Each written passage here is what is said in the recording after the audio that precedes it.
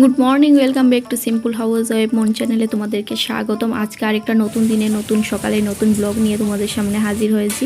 তো প্লিজ তোমরা ফুল ভিডিওটা দেখো আর সাবস্ক্রাইব করো, পাশে দেখো, শেয়ার করে দিও আর ফুল ওয়াচ টাইম দেখো।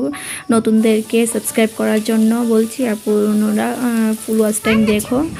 তো আমরা এখন কি করছি দেখো, মা মেয়েতে মিলে। আর আজকে ওই সকালে বানাবো শীতলের বড়া, মানে ইলিশ শুটকি দিয়ে আর কি শীতলের বড়া বানাবো। ব্যাটারে গুলিয়ে নিয়েছি, তারপর বড়াটাকে ভাজবো। তো ফুল ভিডিওটা দেখতে থাকো, আশা করি ভালো লাগবে তোমাদের। আজকে সকালে ঘুম থেকে উঠে ভেবেছিলাম একটা নতুন সকাল দেখব। সেই একঘেয়ে সকাল আর ভালো লাগছে না। ভেবেছিলাম রোদ উঠবে, রোদের মধ্যে বসবো একটু সময়। আর আমাদের এখানে এতটাও গরম না, আবার এতটাও ঠান্ডা না, কিন্তু বৃষ্টি দেওয়ার কারণে প্রচণ্ড ঠান্ডা ওয়েদার। তো সেই ঠান্ডা ওয়েদারে তো মানে বাইরে বেরোনো যায় না, কারণ বৃষ্টি পড়ে। বৃষ্টির মধ্যে কী করে বলো বাইরে বেরো হবো। তারপর চা খেয়েছি, ফ্রেশ হওয়ার পর চা খেয়ে নিয়েছি। সকালবেলা চা খেয়ে গাটাকে একটু গরম করলাম, তারপর রান্না করে চলে এসেছি। আজকে অনেক দিন পর একটা আমার সবথেকে ফেভারিট জিনিস রান্না করব, সেটা হলো ইলিশ শুটকি দিয়ে চাল কুমড়ো পাতার বড়া। তো সেটা অনেকেই খায়, আবার অনেকেই খায় না। কিন্তু আমার শ্বশুর বাড়িতে নাকি ওনারা কোনো দিনই খায় না, কিন্তু আমার বাপের বাড়িতে মানে বাবু থাকতে আমার বিয়ের আগে আমরা প্রায়ই বানানো হতো। মানে ইলিশ শুটকি দিয়ে চাল কুমড়োর পাতা দিয়ে বড়া না, ইলিশ শুটকি দিয়ে তরকারি করা হতো। তো ওদের এখানে নাকি মানে এই বাড়িতে কেউই ভালোবাসে না, তো সেই জন্য আনা হয়নি। আর এইদিকে আমি চাটনিটা বানিয়ে নিয়েছি। ইলিশ শুটকিটাকে ভালো করে ধুয়ে আবার একটু ভিজিয়ে রেখেছি, বানাবো চাল কুমড়োর পাতা দিয়ে বড়া। কারা কারা খেতে ভালোবাসো কমেন্ট করে জানিও। আর এই যে আমাদের গাছের চাল কুমড়োর পাতা, চাল কুমড়ো গাছগুলো নষ্ট হয়ে গেছে বৃষ্টির কারণে। আর এইদিকে শুটকিটাকে আমি ভিজিয়ে রেখেছি, আর এখানে একটা ব্যাটার বানিয়ে নিয়েছি। তো ব্যাটারটাকে রাখছি এদিকে, আর এদিকে চাটনিটা হয়ে গেছে। আর এদিকে আমি শুটকিগুলো দিয়ে দিয়েছি। আগে দিলাম না কেন বলো তো, দিলে গলে যাবে। তো গলে গেলে খেতে একদমই ভালো লাগবে না। তো সেই আমার শাশুড়ি মা তো পেছন থেকে লাগাচ্ছে, কেন দিলে না শুটকিগুলোকে আগে ভাজতে হয়। আমি বললাম আপনি কি রান্না করেছেন কখনো?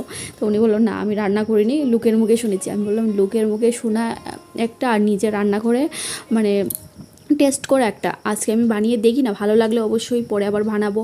আপনিও লোকের কাছে গিয়ে বলতে পারবেন যে আমার বৌমা বানিয়েছিল, আমি খেয়েছি।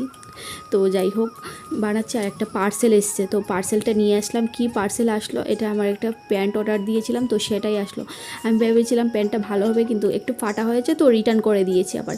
আর ঘরে এসেছি, দেখো বাইরে পড়ছে টুকটুক করে বৃষ্টি। আর এদিকে আমি এটা এখন ঘরে রেখে দেবো। তো যাই হোক, আবার রান্না করে চলে এসেছি। রান্নাটা কমপ্লিট করিনি, রান্না করতে করতেই ফোন এসেছিলো। ভাগ্যিস ফোনটা আমার হাতে ছিল, না হলে আমার ফোনটা কিন্তু সাউন্ড হয় না। আর এদিকে দেখো কি সুন্দর তেল বেরিয়েছে শুটকিগুলো থেকে। মানে শুটকির মধ্যে এত তেল ছিল, ইলিশ শুটকির মধ্যে তো এমনিতেই তেল থাকে। আর আমাদের ইদানিং না ইলিশটা বেশিই খাওয়া হচ্ছে, জানি না কেন, মানে অতিরিক্তই খেয়ে ফেলছি। সেগুলো পেটে সহ্য হলে হয়। তো যাই হোক, শুটকিটাকে মানে চাটনিটাকে এটার মধ্যে দিয়ে মুড়িয়ে নেবো পাতাটাকে। সবগুলোর মধ্যে একটা একটা টুকরো দিয়ে দেই। ভেবেছিলাম 2 টুকরো শুটকি এনেছিল আর কি, যে টুকরো টুকরো করে পাওয়া যায় আর কি, ওইগুলো দিয়ে ভেবেছিলাম 4টে টুকরা করব। তারপর ভাবলাম না, ছোটো ছোটো করে করি, যেহেতু পাতাগুলো অনেকটাই ছোট, তো সেই ছোটো ছোটো করেই করলাম। তবে একটা পাতার মধ্যে একটা শুটকির টুকরো মোটামুটি ভালোই হয়েছে।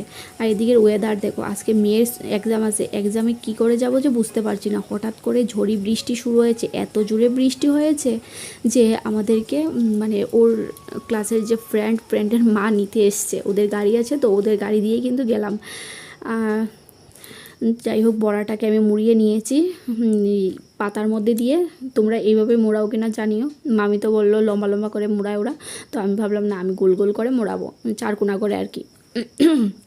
তো করার মধ্যে আগে জানো তো, বিয়ের আগে কখনো সয়াবিন তেলটা আমি ঘরে রান্না করিনি বা আমার মাকে আনতে দেখিনি। একবার না ভুল করে আমি দোকান থেকে সয়াবিন তেল নিয়ে এসেছিলাম 500 তেলের বোতল, সেই নিয়ে কত কাণ্ডকীর্তি হয়েছিল। তারপর আবার সেই তেলের বোতল ঘুরিয়ে আবার লাল তেলের বোতল আনলাম।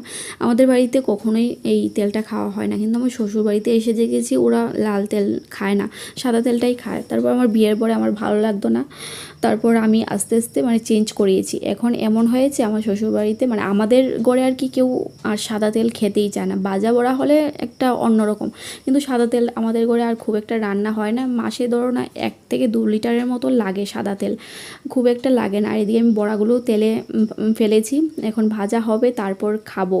তো সকালবেলা মেয়ের জন্য এদিকে পেঁপে সেদ্ধ ভাত করেছি ঘি দিয়ে, সেটা খাওয়াবো। কতটা খায় সেটা দেখার বিষয়, তারপর স্কুলে যাব।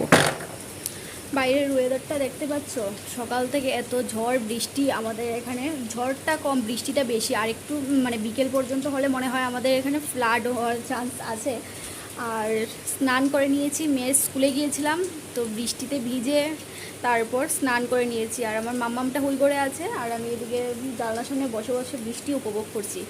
আর মোবাইলে তো ওর নেট নেই, তো নেটওয়ার্ক নেই মোবাইলে, কি করব ঘরে বসে বসে। টিভিটাও নষ্ট। যাই হোক, টিভিটাকে প্যাক করা হয়েছে।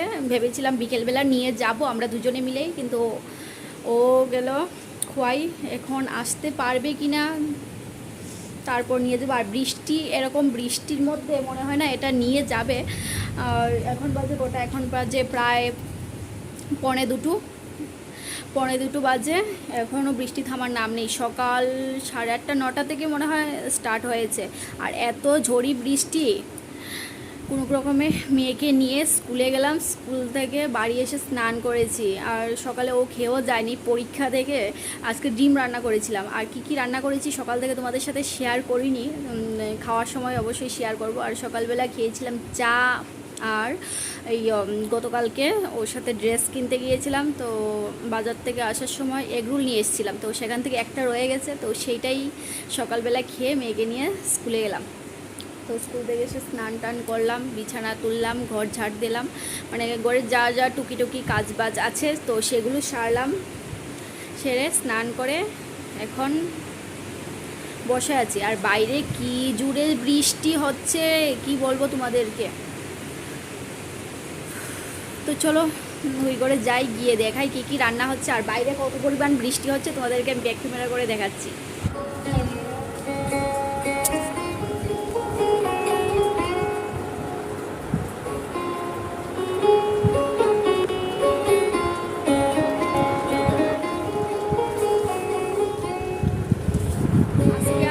জল ঢুকেনি, বাইরেই দেখি মানে ডুববে ভাব, ঘরে আর আজকে জল ঢুকেনি।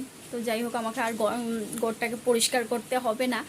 তো চলো যাই রান্না করে, কি রান্না করেছি তোমাদেরকে দেখাই। আর এখন 1:45 বাজে, 2টোর সময় আমরা খেতে বসবো। তো দেখি মেয়ের ড্রেস চেঞ্জ করেছি কিনা, কারণ আমি তো এই ঘরে চলে এসেছি আর ও গেছে ওর ঠাম্মার ঘরে। তো চলো, তো এখন ভাত বাড়বো মেয়ের জন্য। সকালবেলা কিছু খাইয়ে নেইনি, এখন খাবে। আর সকালবেলা সয়াবিন দিয়ে মানে সয়াবিন মুখে দিয়েছিল 2-3টা, আর এখন বাড়ি এসে বলছে মা আমি সয়াবিন গোল খেয়ে গেছি, তো আমি মনে হয় ডিম পাবো। কারণ ওদের পরীক্ষা হওয়ার পর হাতে একটা চিহ্ন দিয়ে দেয় যারা যারা পরীক্ষা মানে দিয়েছে তাদের। তো ও ভেবেছে এর আগের দিন পরীক্ষা তো ওকে রাইট দিয়েছে, কিন্তু আজকে তো গোল দিয়েছে, তার মানে ও ডিম পাবে। বলছে আর খেয়ে যাবো না আমি। তো আগে উনি গেলেও ঘরে মাংস আনতে, কারণ কালকে রাত্রিবেলায় ওর জন্য এনে রেখেছিল, কারণ রাত্রিবেলা আমরা একটু তাড়াতাড়ি খেয়ে নিই, ওরা একটা দেরিতে খায়। সকালবেলা বৃষ্টির জন্য আমাদের ঘরে আসতে পারিনি, এখন বৃষ্টির মধ্যে ছাতা নিয়ে আসছে। তো যাই হোক, মাংসটা আনুক তারপর আমি খাওয়াবো। মাংস হলে মাম্মামের আর কিছুই লাগে না। এই যে মাংসর বাটি লাল লাল ঝোল, এটা আমাকে দিয়েছে, আর এখান থেকে মেয়েকেও খাওয়াতে বলেছে, কিন্তু ওটা ঝাল হয়েছে, ও খেতেই পারবে না, আর ওর জন্য এইখানে দিয়েছে। সেদ্ধ করেছে, একটা কাঁচা লঙ্কা মনে হয় চিড়ে দিয়েছে, সেটাও ঝাল হয়ে গেছে, কারণ ও তো একদমই ঝাল খেতে পারে না। তা আমি বলছি ধুয়ে দিই, একটু একটু করে খেয়ে নাও, তো ও না করছে, মা ঝাল ঝাল ঝাল। তো এখন নমুনা করছে, আর এদিকে টিভি দেখে দেখে খাবে। মাংস হলে তো এমনিতেই খুশি হয়ে যায়, আর ওর মাংস হলে না কিছুই লাগে না। মাংস আর ডিমটা এতটা ভালোবাসে, পনিরটাও ভালোবাসে। আর এখন খাওয়াবো ওকে। সকালবেলা দেখেছিলে তোমরা ভাত নিয়েছিলাম, ভাত একদমই খাইনি, তো তারপর সোয়াবিন খাইয়ে দিয়েছিলাম 2-3টা, তো সোয়াবিনগুলোও ঝাল হয়েছে, সেটাও খেতে চাইনি। এখন ভাতটা খাওয়াবো। গুড ইভিনিং বন্ধুরা, সারাদিন কিছুই করিনি, এখন বাসনপত্র সমস্তগুলো ধুয়ে নিচ্ছি। সন্ধ্যাবেলা চা খাওয়া হয়ে গেছে, কিন্তু দুপুরের যে বাসনগুলো রয়ে গিয়েছিলো তো সেগুলো আর ধোয়া হয়নি। তো ভেবেছিলাম এখনই ধুয়ে নিই, কারণ বৃষ্টির মধ্যে বাইরে গিয়ে তো ধুতে পারবো না। তারপর ভেবেছিলাম বৃষ্টি কমবে, কিন্তু বৃষ্টি একদমই কমেনি, একটানা চলছে বৃষ্টি। তো সেগুলোকে ঘরেই মেজে নিচ্ছি, কড়াই বাসনপত্র যা যা খাওয়া দাওয়ার হয়েছিল তো বাসনপত্র মেজে তারপর রান্নাঘরটাকে একটু ঝাড় দিয়ে নিচ্ছি, কারণ রান্নাঘরটা প্রচুর নোংরা হয়ে গেছে। এই নোংরা ঘরে আর পা দিতে ইচ্ছে করছে না। তারপর ভাবলাম রান্নাঘরটাকে একটু ঝাড় দিয়ে পরিষ্কার করে নিই, রান্না বান্না করতে ভালো হবে, মানে পা দিয়ে পাড়াতে পারবো, পায়ে একদম নোংরা কাদা লাগবে না। দেখো সিলিন্ডারের কাছ থেকে কত নোংরা বেরিয়েছে, এত নোংরা। সাদা টাইলস লাগানোটাই আমার ভুল হয়েছে। আমি ভেবেছিলাম সাদা টাইলস কিছু একটা পরলে বোঝা যাবে, ভালো হবে। তারপর এখন টের পাচ্ছি যে এত কষ্ট কী করে যে সেগুলোকে আমি পরিষ্কার করে রাখি, মানে সেটা একমাত্র আমিই জানি। সাদা টাইলসের উপরে একটু কালো কালো দাগ পড়লে মাঝে মধ্যেই কিন্তু আমি এই বাথরুম পরিষ্কার করার যে হারপিক থাকে সেটা দিয়ে কিন্তু মুছি। তো খাওয়া দাওয়া কমপ্লিট হয়ে গেছে রাত্রের। তো মেয়েকে বললাম বিছানাটা কর, কারণ প্রত্যেক দিন তুই বিছানা আমি করে রাখি, সেই বিছানাটাকে তুই নোংরা করিস, বিছানার চাদরগুলো টেনে ফেলে দেয়, বিছানার বালিশগুলো ফেলে দেয়, তো সেগুলো তুই নোংরা করিস, তুই এখন পরিষ্কার করে রাখবি বা আমাদের বিছানাটা করে দিবি। তো আমার কথা মতো দেখলাম ও মানে করছে, কারণ ও ছোটো ছোটো কাজগুলো করতে ভালোবাসে, আর আমিও ইচ্ছে করে করাই। ওর পাপাও বললো একটু একটু করে টুকটুক করে করাও, কারণ ওর অভ্যাস হবে, না হলে একদমই করতে চাইবে না।